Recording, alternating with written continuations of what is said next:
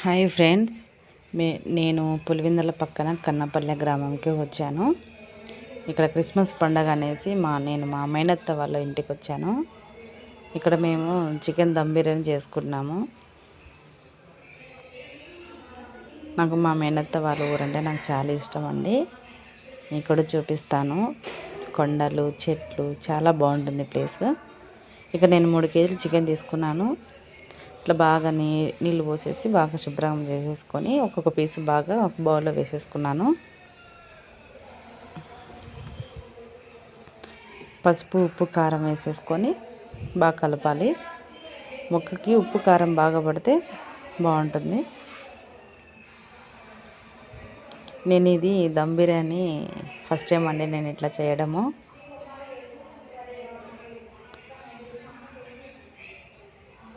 ఇట్లా బాగా కలుపుకోవాలి.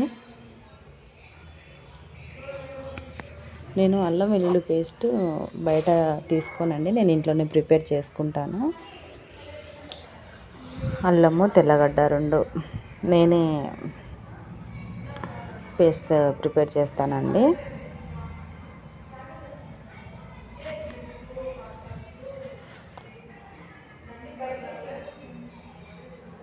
ఇంకా చాలా వంటలు చేస్తున్నామండి ఇక్కడ వడలు, తర్వాత ఇదేమంటారు చికెన్ పకోడా. చూడండి ఎలా ఉందో మా అత్త వాళ్ళ ఊరు. కొండలు, చెట్లు చాలా బాగుంది కదండి. కొండ మీదనే కొద్దిగా ఉంటుందండి ఇల్లు కూడా. నేను అల్లం వెల్లుల్లి పేస్ట్ ప్రిపేర్ చేసుకున్నాను కదా, అది నేను 3 టైమ్స్ వేసాను చూడండి. నేను చేత్తోనే వేస్తానండి మసాలా అంతా. అది కూడా బాగా కలుపుకోవాలి.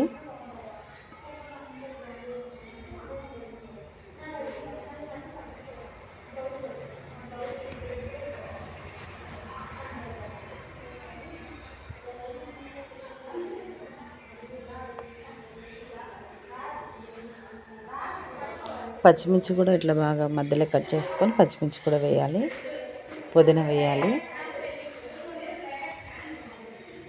అది కూడా బాగా మిక్స్ చేసుకోవాలి, బాగా కలపాలి మొత్తం.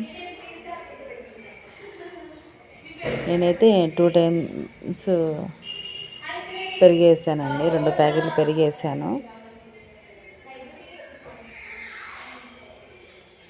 2 ప్యాకెట్లు పెరుగు వేస్తున్నానండి.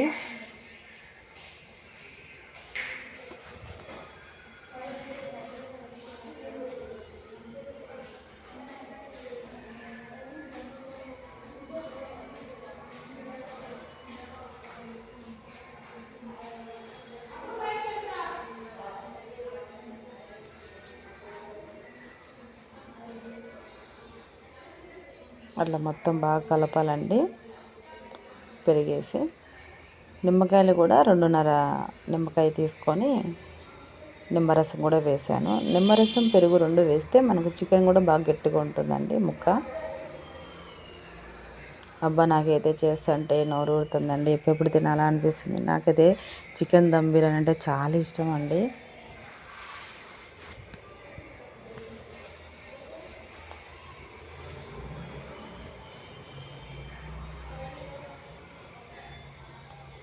అట్లా మొత్తం బాగా కలుపుకోవాలి. ఆనియన్స్ నేనైతే 2.5 కేజీ బాగా అట్లా ఆనియన్స్ గోల్డ్ లాగా వేపేసుకొని ఆనియన్స్ వేసేసుకున్నాను. బిర్యానీ ఆకేసాను. అది గరం మసాలా అండి. గరం మసాలా కూడా నేనే ప్రిపేర్ చేసుకున్నాను. చెక్క, లవంగ, యాలకులు, జీర అన్నీ వేసేసుకొని మొత్తం మరాఠీ మొగ్గ ఏవి ఉంటాయో అన్నీ మిక్స్ చేసేసుకొని అందులో ఆనియన్స్ కూడా వేసేసుకొని మిక్స్ చేసానండి. ఆ మసాలా అంతా, ఆ మసాలా కూడా వేసేసుకొని మొత్తం ఇంత కలపాలి.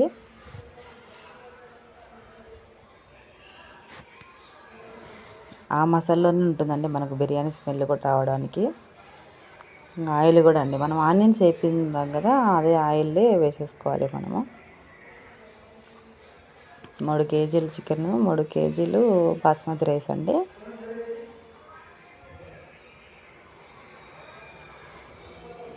అంతా మొత్తం బాగా మసాలా అంతా చికెన్ ముక్కకి పట్టాలి. నేనైతే జిఆర్బి నెయ్యి వాడానండి. జిఆర్బి నెయ్యి నిజంగా చాలా బాగుందండి, టేస్టీ ఉంది, మంచి స్మెల్ కూడా వస్తుందండి. నెయ్యి కూడా వేసాము. మాకైతే చికెన్ బిర్యానీ మంచి స్పైసీగా ఉంటేనే, కారంగా ఉంటేనే మాకు చాలా ఇష్టం. మా ఫ్యామిలీలో ప్రతి ఒక్కరికి ఇష్టం అండి చికెన్ దమ్ బిర్యానీ అంటే. మేము ఇంట్లోనే చేసుకుంటాం, బయట కూడా తినము. మాకు ఇంట్లో ప్రిపేర్ చేసుకునేదే మాకు బాగా ఇష్టం అండి. నేనైతే ఫుల్ తినేస్తానండి. బాగా అట్లా కలుపుకున్న తర్వాత ఆయిల్ అనేది ఇట్లా పైకి రావాలి. అట్లా వచ్చిన తర్వాత పుదీనా కూడా మళ్ళీ కొద్దిగా వేసుకోవాలి.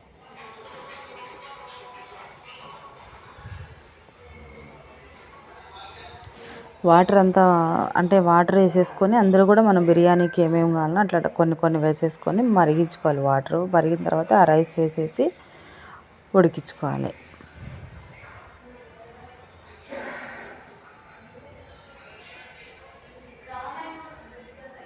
దాంట్లో కూడా కొద్దిగా సాల్ట్ కూడా వేసుకోవాలి.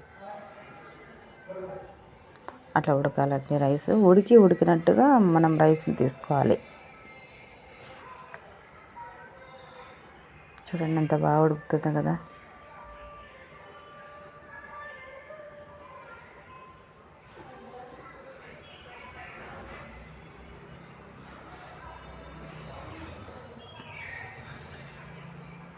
మనం మసాలా అంతా కలిపి పెట్టుకున్నాం కదా ఒక బౌల్లో, ఆ పైనే మనం రైస్ కూడా వేసుకోవాలి.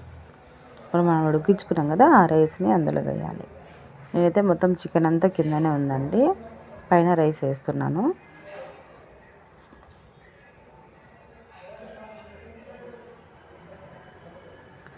అబ్బా పొగలు వస్తుంటే ఆ మసాలా కింద ఉంటే ఎంత మంచి స్మెల్ వస్తుందో.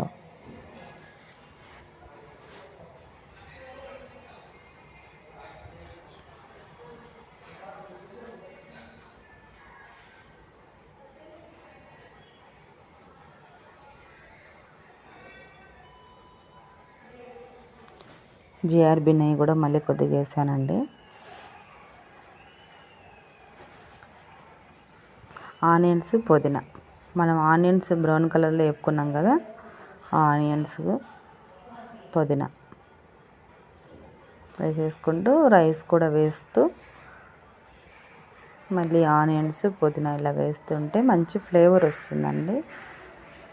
మనమంతా ఇదంతా ఆవిరితోనే ఉడికించుకోవాలి, ఇంకా వాటర్ అనేది వేయకూడదు. ఎందుకంటే ఉడికినట్టుగా ఉంటుంది కాబట్టి మనము ఆవిరితోనే ఉడికిపోతుంది. ఇట్లా మనము స్టవ్ మీద పెనం పెట్టేసుకొని అది హీట్ అవుతుంది, ఆ హీట్కు మనకు బిర్యానీ అవుతుంది అనమాట. లాస్ట్లో మళ్ళీ పుదీనా, ఆనియన్స్ వేసుకోవాలి. మూత పెట్టేసుకొని